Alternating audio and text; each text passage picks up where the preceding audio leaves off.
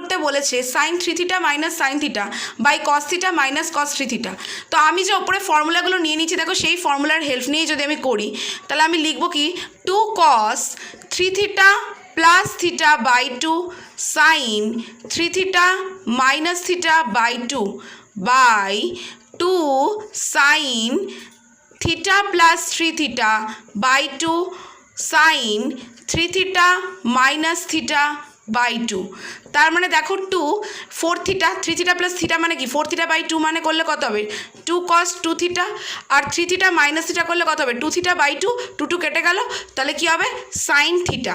তাহলে by same একইভাবে two sine আমার হবে কি টু থিটা, আর সাইন কি হবে আমার দেখো হবে আমার শুধু থিটা, সাইন থিটা কেটে গেল, টু টু টু কেটে গেল, cos two theta by sine two theta মানে হচ্ছে cot two theta. That is answer.